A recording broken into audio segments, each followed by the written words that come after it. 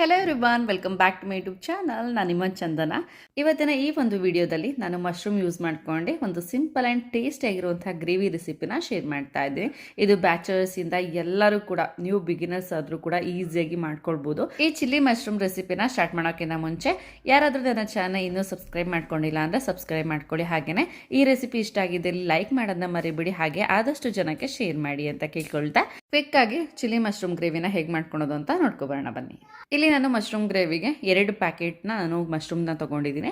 So ಒಂದೊಂದು packet 200 grams ಇದೆ, ಅಂದರೆ 400 ಗ್ರಾಮ್ಸ್ ಅಷ್ಟು ನಾನು ನಿಯರ್ಲಿ 1/2 ಕಿಲೋ ಅಷ್ಟು ನಾನು ಮಶ್ರೂಮ್ನ ತೊಗೊಂಡಿದ್ದೀನಿ. ಇದನ್ನು ಬಟನ್ ಮಶ್ರೂಮ್ ಅಂತ ಹೇಳ್ತಾರೆ. ನಮ್ಮ ಮಲೆನಾಡು ಸೈಡು ಸಿಗುವಂಥ ಮಶ್ರೂಮಲ್ಲೂ ಕೂಡ ಈ ರೆಸಿಪಿನ ಮಾಡಿದ್ರೆ ತುಂಬಾ ರುಚಿಯಾಗಿರುತ್ತೆ. ಸೊ ಇವಾಗ ನಾವು ಟೌನಲ್ಲಿ ಇರೋದ್ರಿಂದ ಆ ಥರ ಎಲ್ಲ ಸಿಗೋದಿಲ್ಲ. ಸೊ ಹಾಗಾಗಿ ಈ ಬಟನ್ ಮಶ್ರೂಮ್ನ ಯೂಸ್ ಮಾಡ್ಕೊಂಡು ನಾನು ಈ ಗ್ರೇವಿನ ರೆಸಿಪಿನ ಶೇರ್ ಮಾಡ್ತಾ ಇದ್ದೀನಿ. ಸೊ ಇದೂ ಕೂಡ ಅಷ್ಟೇ ಟೇಸ್ಟಿಯಾಗಿರುತ್ತೆ ಅಂತ ಹೇಳ್ಬೋದು. ಸೊ ಇದರಲ್ಲಿ ಸ್ವಲ್ಪ ನಮಗೆ ಮಣ್ಣಿನಂಶ ಎಲ್ಲ ಇರುತ್ತೆ. ಸೊ ಹಾಗಾಗಿ ಕ್ಲೀನಾಗಿ ವಾಶ್ ಮಾಡ್ಕೊಂಡು ಡ್ರೈ ಮಾಡ್ಕೊಳ್ತಾ ಇದ್ದೀನಿ. ತುಂಬ ಜನ ತುಂಬ ರೀತಿಯಲ್ಲಿ ಮಶ್ರೂಮ್ನ ವಾಶ್ ಮಾಡ್ತಾರೆ. ಸೊ ಕೆಲವರು ಈ ಲೇಯರ್ ತೆಗೆದುಬಿಡ್ತಾರೆ ಮಶ್ರೂಮ್ದು. ಸೊ ನಾನು ಇಲ್ಲಿ ಫ್ರೆಶ್ ಆಗೇ ಇತ್ತು ಮಶ್ರೂಮ್. ಸೊ ಹಾಗಾಗಿ ಆ ಥರ ಲೇಯರ್ ಏನೂ ತೆಗ್ದಿಲ್ಲ, ಜಸ್ಟ್ ವಾಶ್ ಮಾಡಿ ನೀರಿನಂಶ ಏನಿದೆ ಅದು ಮಾತ್ರ ನಾನು ಬಟ್ಟೆ ಸಹಾಯದಿಂದ ಒರೆಸ್ಕೊಂಡೆ ಇವಾಗ ಕಟ್ ಮಾಡಿಟ್ಕೊಳ್ತಾ ಇದ್ದೀನಿ. ಸೊ ದೊಡ್ಡ ದೊಡ್ಡ ಮಶ್ರೂಮ್ ಆದರೆ 4 ಪೀಸ್ ಮಾಡಬೇಕು, ಇಲ್ಲಾಂದರೆ ಚಿಕ್ಕದಾದರೆ 2 ಪೀಸ್ ಮಾಡಿದ್ರೆ ಸಾಕಾಗತ್ತೆ. ಸೊ ಆದರೆ ಈ ಥರ ಸೈಜಲ್ಲಿ ಇರಬೇಕು, ಇದಕ್ಕಿಂತ ದೊಡ್ಡದಾದರೆ ಚೆನ್ನಾಗಿರೋದಿಲ್ಲ. ಸೊ ಆದರೂ ಕೂಡ ಇದು ಫ್ರೈ ಆದಮೇಲೆ ಸ್ವಲ್ಪ ಸಿಂಕ್ ಆಗೇ ಆಗುತ್ತೆ. ಮಶ್ರೂಮ್ನ ಕಟ್ ಮಾಡ್ಕೊಳೋದು ಸ್ವಲ್ಪ ಟೈಮ್ ಹಿಡಿಯುತ್ತೆ. ಸೊ ಹಾಗಾಗಿ ಕಟ್ ಮಾಡ್ಕೊಂಡಾದ್ಮೇಲೆ ನಾನಿಲ್ಲಿ ಗ್ರೇವಿ ಮಾಡ್ಕೊಳೋದಕ್ಕೆ ಇಲ್ಲಿ ಒಂದು ಕಡಾಯಿಗೆ ನಾನು 3 ಇಂದ 4 ಟೇಬಲ್ ಸ್ಪೂನ್ ಅಷ್ಟು ಆಯಿಲ್ ಹಾಕಿದ್ದೀನಿ. ನೀವು ಯಾವುದೇ ರೀತಿಯ ಆಯಿಲ್ನ ಕೂಡ ಯೂಸ್ ಮಾಡ್ಕೊಳ್ಬೋದು. ನಾನಿಲ್ಲಿ ರಿಫೈನ್ಡ್ ಆಯಿಲ್ನ ಯೂಸ್ ಮಾಡ್ಕೊಂಡಿದ್ದೀನಿ. ಸೊ ಇದಕ್ಕೆ ಸ್ವಲ್ಪ ಜೀರಿಗೆ ಹಾಗೇನೆ ಸ್ವಲ್ಪ ಸೋಂಪುನ ಕೂಡ ಹಾಕ್ಕೊಂಡು ಅದು ಸ್ವಲ್ಪ ಫ್ರೈ ಆದಮೇಲೆ ಆನಿಯನ್ನ ಹಾಕಿದ್ದೀನಿ. 1 ಕಪ್ ಅಷ್ಟು ನಾನು ಸಣ್ಣದಾಗಿ ಚಾಪ್ ಮಾಡ್ಕೊಂಡಿರುವಂತಹ ಆನಿಯನ್, ಜೊತೆಗೆ ಇಲ್ಲಿ ನಾನು 2 ಇಂದ 3 ಗ್ರೀನ್ ಚಿಲ್ಲಿ ಅಷ್ಟೇ ಯೂಸ್ ಮಾಡ್ತಾ ಇದ್ದೀನಿ. ಸೊ ನೀವು ಬೇಕಾದರೆ ಖಾರ ಜಾಸ್ತಿ ಬೇಕು ಅಂತ ಹೇಳಿದ್ರೆ ನೀವು ಚಿಲ್ಲಿನ ಯೂಸ್ ಮಾಡ್ಕೊಳ್ಬೋದು ಜಾಸ್ತಿನೇ. ಅದ್ರ ಜೊತೆನೆ ನಾನು ಸ್ವಲ್ಪ ಕರಿಬೇವು ಸೊಪ್ಪನ್ನು ಕೂಡ ಹಾಕೊಂಡು ಫ್ರೈ ಮಾಡ್ಕೊಳ್ತಾ ಇದ್ದೀನಿ. ಆನಿಯನ್ ಕಲರ್ ಸ್ವಲ್ಪ ಬ್ರೌನಿಶ್ ಆಗಿ ಟರ್ನ್ ಆಗೋ ತನಕ ಫ್ರೈ ಮಾಡ್ಕೊಳ್ಬೇಕಾಗತ್ತೆ. ಆನಿಯನ್ ಎಲ್ಲ ಚೆನ್ನಾಗಿ ಕುಕ್ ಆದಮೇಲೆ ಇಲ್ಲಿ ನಾನು 1/2 ಟೇಬಲ್ ಸ್ಪೂನ್ ಅಷ್ಟು ಜಿಂಜರ್ ಗಾರ್ಲಿಕ್ ಪೇಸ್ಟ್ನ ಕೂಡ ಹಾಕ್ತಾ ಇದ್ದೀನಿ.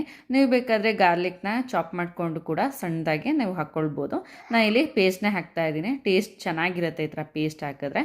ನಂತರ ನಾನು 1 ಕಪ್ ಅಷ್ಟು ಟೊಮೊಟೊನ ಕೂಡ ಚಾಪ್ ಮಾಡ್ಕೊಂಡು ಹಾಕ್ಕೊಂಡಿದ್ದೀನಿ. ನಿಯರ್ಲಿ ಮೀಡಿಯಮ್ ಸೈಜ್ 2 ಟೊಮೊಟೊ ಅಂತ ಹೇಳ್ಬೋದು.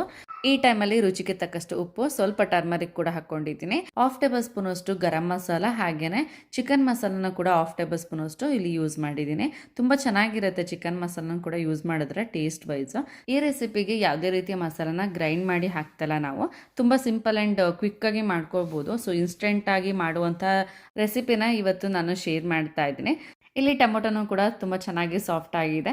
ನಾನು ಸಿಪ್ಪೆನ ತೆಗೆದುಬಿಟ್ಟು ಟೊಮೊಟೊನ ಚಾಪ್ ಮಾಡಿ ಹಾಕಿದ್ದೆ. ಸೊ ಹಾಗಾಗಿ ತುಂಬ ಬೇಗನೆ ಕುಕ್ ಆಗಿದೆ ಅಂತ ಹೇಳ್ಬೋದು. ಒಂದು 5 ನಿಮಿಷ ಕ್ಲೀನಾಗಿ ನಾನು ಫ್ರೈ ಮಾಡ್ಕೊಂಡಿದ್ದೀನಿ ಮೀಡಿಯಂ ಫ್ಲೇಮಲ್ಲಿ. ಈ ಟೈಮಲ್ಲಿ 1/2 ಟೇಬಲ್ ಸ್ಪೂನ್ ಅಷ್ಟು ಧನಿಯಾ ಪೌಡರ್ ಹಾಗೆಯೇ 1/2 ಟೇಬಲ್ ಸ್ಪೂನ್ ಅಷ್ಟು ಚಿಲ್ಲಿ ಪೌಡರ್ನ ಕೂಡ ಯೂಸ್ ಮಾಡ್ತಾ ಇದ್ದೀನಿ. ಚಿಲ್ಲಿ ಪೌಡರ್ ಬೇಕಾದರೆ ನಿಮಗೆ ಆಪ್ಷನಲ್. ಸೊ ಗ್ರೀನ್ ಚಿಲ್ಲಿನ ನೀವು ಜಾಸ್ತಿ ಹಾಕ್ಕೊಂಡ್ರೆ ಚಿಲ್ಲಿ ಪೌಡರ್ ಹಾಕುವಂಥ ನೆಸೆಸರಿ ಇರೋಲ್ಲ. ಬಟ್ ನಾನು ಚಿಲ್ಲಿ 2 ಯೂಸ್ ಮಾಡಿರೋದು, 2 ಇಂದ 3 ಅಷ್ಟೇ ಯೂಸ್ ಮಾಡಿರೋದು. ಸೊ ಹಾಗಾಗಿ ಚಿಲ್ಲಿ ಪೌಡರ್ನ ಕೂಡ ಹಾಕ್ತಾ ಇದ್ದೀನಿ. ಸೊ ಕಲರ್ ಕೂಡ ತುಂಬಾ ಚೆನ್ನಾಗಿರುತ್ತೆ. ಸೊ ಹಾಗಾಗಿ ಚಿಲ್ಲಿ ಪೌಡರ್ನ ಕೂಡ ಯೂಸ್ ಮಾಡ್ಕೊಳ್ಳಿ. ಮಸಾಲೆಯಿಂದ ಆಯಿಲ್ ಸಪ್ರೇಟ್ ಆದಮೇಲೆ ಇವಾಗ ಕಟ್ ಮಾಡ್ಕೊಂಡಿರುವಂಥ ಮಶ್ರೂಮ್ನ ಕೂಡ ಸೇರಿಸ್ಕೊಂಡು ಕ್ಲೀನಾಗಿ ಹೊಂದ್ಕೊಳೋ ಹಾಗೆ ಮಸಾಲ ಮತ್ತು ಮಶ್ರೂಮ್ ಹೊಂದ್ಕೊಳ್ಳೋ ಹಾಗೆ ಮಿಕ್ಸ್ ಮಾಡ್ಕೊಳ್ಬೇಕು. ಆ್ಯಂಡ್ ಇನ್ನೊಂದೇನೆಂದರೆ ಈ ಒಂದು ಗ್ರೇವಿಗೆ ಸ್ವಲ್ಪನೂ ಕೂಡ ನೀರು ಹಾಕುವಂಥ ನೆಸೆಸರಿ ಇರೋದಿಲ್ಲ. ಸೊ ಮಶ್ರೂಮಲ್ಲಿ ಇರುವಂಥ ನೀರಿನ ಅಂಶದಿಂದನೇ ಮಶ್ರೂಮ್ ಕ್ಲೀನಾಗಿ ಕುಕ್ ಆಗುತ್ತೆ. ಸೊ ಹಾಗಾಗಿ ಲಿಡ್ನ ಕ್ಲೋಸ್ ಮಾಡಿಬಿಟ್ಟು ನಾನು 5 to 10 minutes medium to low ಫ್ಲೇಮಲ್ಲಿ ನಾನು ಕುಕ್ ಮಾಡ್ಕೊಂಡಿದ್ದೀನಿ. ಇಷ್ಟಾದರೆ ಸಾಕು. ಲಾಸ್ಟಿಗೆ ಕೊರಿಯಂಡರ್ ಲೀಫಲ್ಲಿ ಗಾರ್ನಿಷ್ ಮಾಡಿದ್ರೆ ಜ್ಯೂಸಿ ಆ್ಯಂಡ್ ಸ್ಪೈಸಿ ಆಗಿರುವಂಥ ಮಶ್ರೂಮ್ ಗ್ರೇವಿ ರೆಡಿ ಆಗುತ್ತೆ.